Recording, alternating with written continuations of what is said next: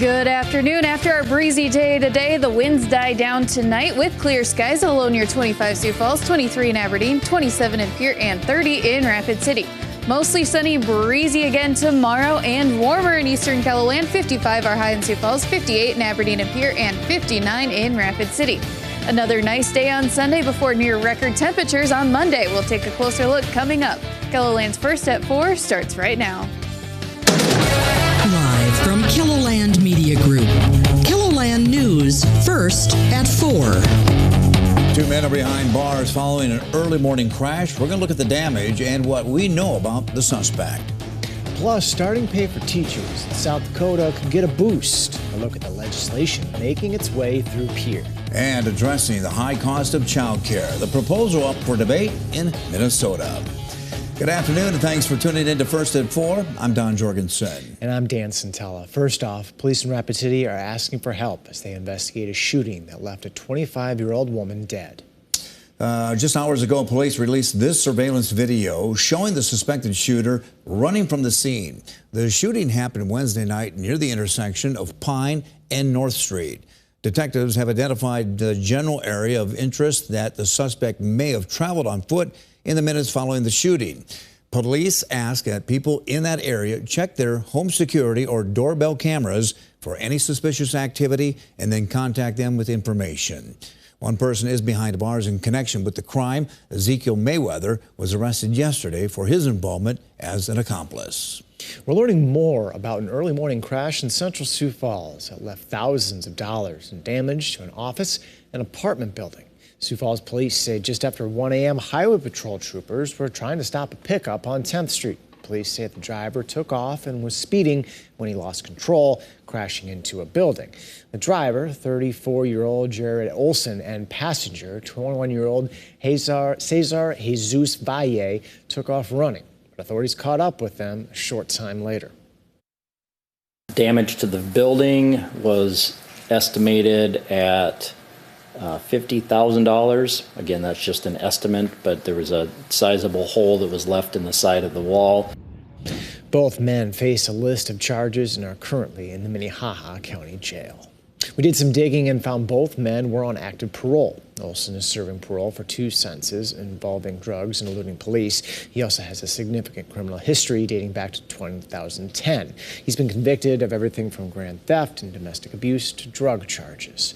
Over the past 3 years, Valle has been convicted in 3 separate cases involving robbery, a stolen vehicle, and a weapons charge. We're going to take a closer look at the charges they face following the crash coming up tonight at 6 o'clock. Well, as far as our weather forecast, feels a lot different today than it did yesterday. Yeah, I know. Yeah, the winds were pretty strong today. Yeah, it looks like it's going to continue, don't you think, Megan?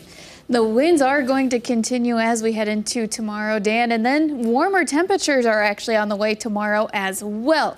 The thicker clouds we had today kept our temperatures closer to normal in eastern Keloland. Right now, 40 degrees in Sioux Falls, thick cloud cover and a north wind at 15 miles an hour.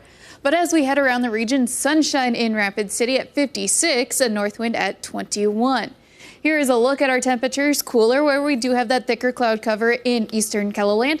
44 right now in Yankton, 33 in Brookings, 30 in Sisseton, 44 in Mobridge, 53 in Buffalo, and 53 in Pine Ridge. We have that strong northwest wind right now at 15 to 30 miles an hour, the strongest winds in south central and western South Dakota. Those winds are going to die down as we head through tonight, but pick right back up into tomorrow. Here is a look at our thicker clouds in eastern Keloland, mainly along and east of the James River. Those too will clear out as we head into this evening and into tonight. So for tonight, clear skies, light winds, 25 are low in Sioux Falls, 23 in Aberdeen, 27 in Pierre, and 30 in Rapid City. Then for tomorrow, the strong wind picks right back up with mostly sunny skies, but eastern Keloland is going to be much warmer. 55 the high in Sioux Falls, 58 in Aberdeen and in Pierre, 59 in Rapid City. Then on Sunday, we finally get a break from the wind, mostly sunny skies. Temperatures still well above normal. 56 Sioux Falls, 48 Aberdeen, 56 in Pierre, and 60 in Rapid City. Monday, we could have a few records broken with those warm temperatures before a chance of some light snow on Tuesday. We'll take a look at all of that coming up. All right, thanks, Megan. Look forward to it. Possibly some good news for first-year teachers in South Dakota. A bill in the House would make the minimum teacher salary $45,000. And while the bill wouldn't take effect until 2026, this is still great news for current and future teachers. For Augie education major Caitlin Crawford, it shows that the state cares about her future profession. I think it definitely shows a importance that South Dakota is taking to teacher pay, because I don't think there's no hiding the fact that we are one of the lowest paying states for teachers. Tonight on KELOLAND News at 5, we're going to look deeper into the bill and hear about how it's encouraging to the future educators of South Dakota.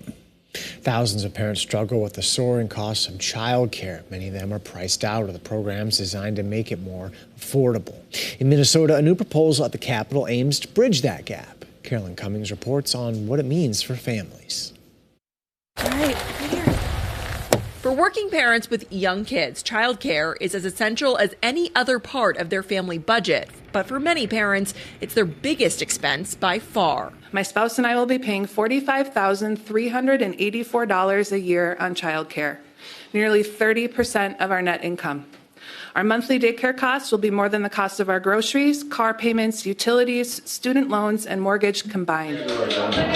There are existing programs to help some of the poorest families with those childcare costs, but there are many others who make a little too much for that assistance, but not enough to really afford it. I help families also apply for childcare benefits every day, and I see mothers that get denied because they're over the limit. I had one mom that was very upset because she was $3 over the limit.